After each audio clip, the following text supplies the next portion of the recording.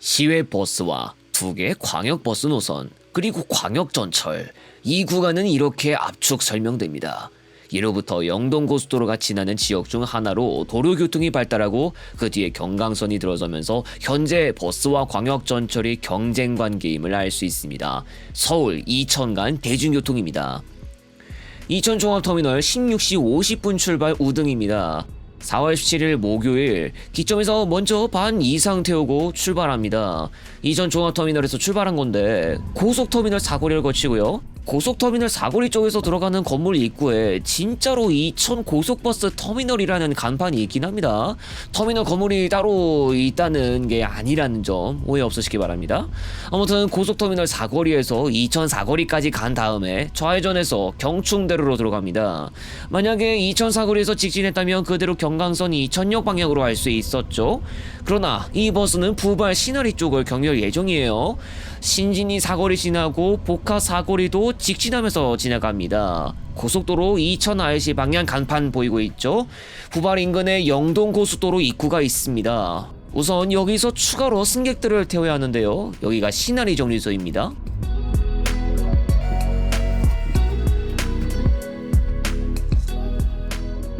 승객들을 좀 더 태워서 이제 이천 IC로 가면 되는데요. 저 앞에 있는 게 경강선 열차가 지나다니는 교량입니다. 현장에는 부발역 방향 안내 간판도 볼 수 있고요. 경강선 교량 아래를 지나간 뒤 바로 고속도로 입구가 나옵니다. 오른쪽으로 틀었다가 왼쪽으로 깊게 꺾어주니까요. 몸이 이래저래 쏠릴 수 있습니다. 요금소로 넘어가던 중에 오른쪽 차선 분홍띠가 있을 건데 그건 아파트 쪽으로 빠지는 유도색이고요. 그냥 직진하면서 요금소 통과하고 그 다음에 오른쪽으로 인천 방향으로 빠집니다. 이천 IC 다음은 호법 분기점이고요. 이후로 덕평 휴게소, 덕평 IC, 양지 IC, 용인 분기점, 용인 휴게소, 용인 IC, 마성 IC 및 서용인 분기점을 지나 신갈 분기점으로 갑니다. 어차피 수도권 안에서만 이동하는 거라 그렇게 소요되는 시간은 길지 않을 겁니다. 낮잠 잠깐만 자고 일어나면 되는 수준이라 생각하면 될까요? 좀 짧은 거리긴 한데 우등버스를 편하게 한번 이동해봅니다.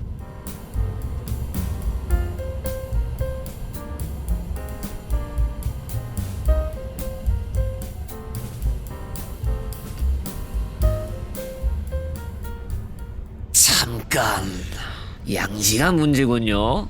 지금 시각 17시 15분입니다. 이거 강릉 방향으로 갈 때도 꼭 정체 겪더니 반대 방향도 상습 정체인가요? 안 그래도 용인 분기점도 생겼겠다. 교통량이 많아질 거 예상은 됐을 텐데 터널 입구부터 장난 없었습니다. 일단 양지터널 지나가기만 하면 속도 다시 낼 수 있으니까 넘어갑니다. 진짜로 이 다음에 나오는 용인 분기점에서 400번 고속도로로 나가는 차량들 몇 대 확인했어요. 나가는 게 있다면 들어오는 것도 있는 법이죠. 이후에는 정체 없이 쭉 갔습니다만 교통량은 정말 무시무시했습니다. 그리고 미리 말씀드리지만 동서원 IC 인근부터 또 다른 정체가 예고됐기 때문에 지금 이 모습은 어떻게 보면 시작에 불과한 겁니다.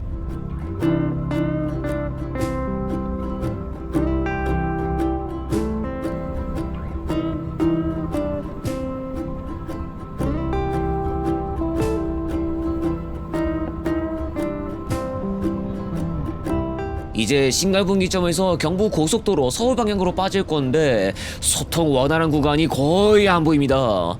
버스가 제대로 속도 내가며 운행할 수 있겠나 하겠는데 어차피 경부 고속도로에는 버스 전용 차로가 있어서 다른 차선에서 속도가 많이 쳐져도 크게 걱정할 필요는 없습니다. 죽전 휴게소에 닿기 전인데 벌써 다른 차선은 줄을 섰어요. 항상 죽전 휴게소 저는 군뱅이였다가 나중에 가서 좀 푸른단 말이지. 서울요금소 문제없이 지나갔고 다음 판교 IC와 분기점인데 순간 섰다가 다시 출발합니다. 일단 다른 차선은 다시 정체 상태고요. 정체인데 정황상 분기점에서 빠지는 버스 때문에 그랬던 것 같습니다. 수도권 제1순환 고속도로로 빠져야 하는 버스도 있지 않습니까? 마침 나가는 버스들이 보이는데 조금 전까지 전용 차로를 이용했던 차량들일까요? 대왕 판교 IC, 금토 분기점과 달래내 구간을 지나서 양재 IC로 넘어가고 있습니다. 다시 소통 원활한 것으로 보이는데요. 달래내 구간 웬만큼 다 지나갔을 때 잠깐만, 앞에 광역버스가 비상등을 킨다고요? 보통 비상등은 참 막힐 때 해주는데. 이거 터미널 도착 쉽지는 않겠는데요? 다른 차선 차량들로 가득 메우고 있습니다. 전광판은 반포까지 정체 안내하고 있고요. 그나마 전용 차로가 조금이라도 쭉쭉 나가고 있습니다. 그 말인즉슨 심각한 속도 저하는 없다는 얘기죠. 그런데 반포 IC가 문제입니다. 나가는 와중에 이것 때문에 시간 지체가 일어나기도 하거든요. 저 앞에 있는 프리미머스가 차선 변경을 한 것 같은데 제대로 합류는 못했군요.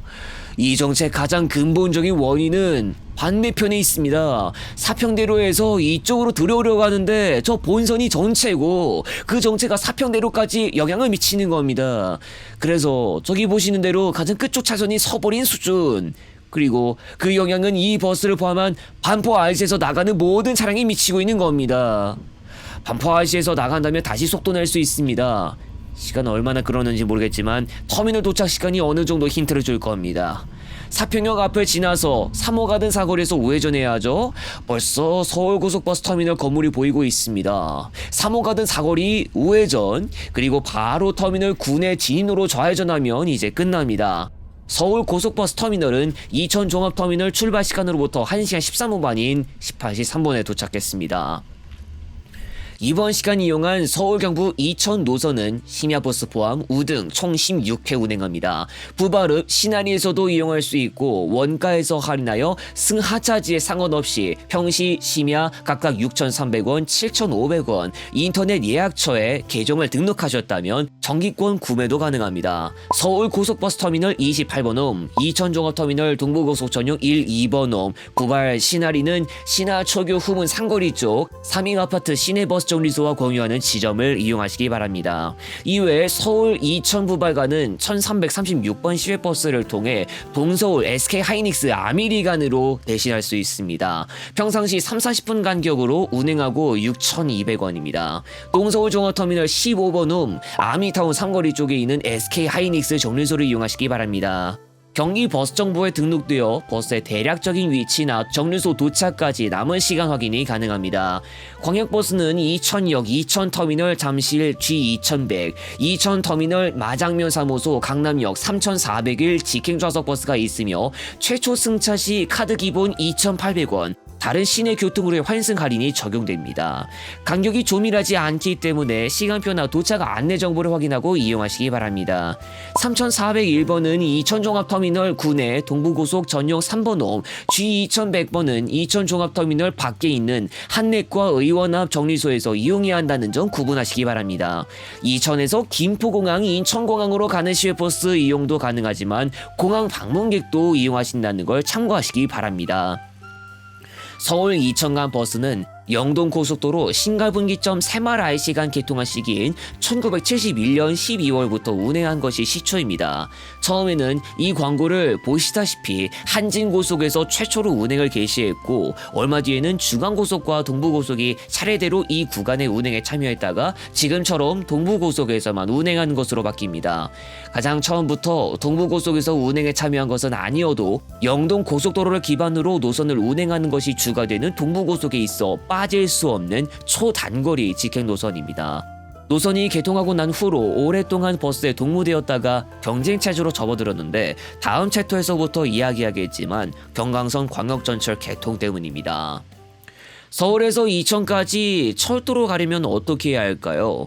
서울 경부 이천 노선과 같은 서울 고속버스 터미널 쪽에서 출발하는 기준으로 하면 고속터미널역에서 양재역이나 신논현역까지 이동해서 신분당선을 타고 이동한 다음 경강선 광역전철로 갈아타야 합니다. 양재역에서 갈아타서 이천역까지 가는 것 기준으로 환승 대기 시간을 제외하고 순소요 시간은 약 52분, 카드 결제 금액 3,300원입니다.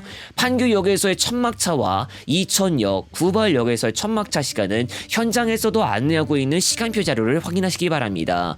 조금 뒤에도 이야기하겠지만 이 배차에는 문제점이 있습니다. 신분당선의 천막차도 인터넷을 통해 확인하실 수 있습니다. 맞이 시간대는 고속터미널역에서 평일 23시 4분, 휴일 22시 59분, 부발역은 각각 23시 11분, 22시 26분이 고속터미널 방향 맞이 시간대입니다. 전철은 시외버스를 이용할 때보다도 광역버스를 이용할 때보다도 이동 시간이 짧지만 대신 판교역에서의 환승 대기 시간이 변수가 될 수 있습니다.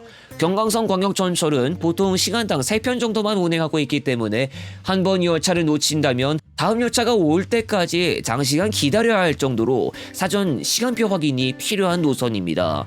물론 광역버스나 시외버스도 배차 간격이 조밀한 편은 아니지만 수도권 광역전철 중에서도 타 노선의 구간과 함께 배차 간격이 긴 편으로 꼽히고 있습니다. 환승 대기시간 변수 때문에 시외버스 소요시간과 그닥 차이가 없는 경우가 벌어질 수도 있습니다.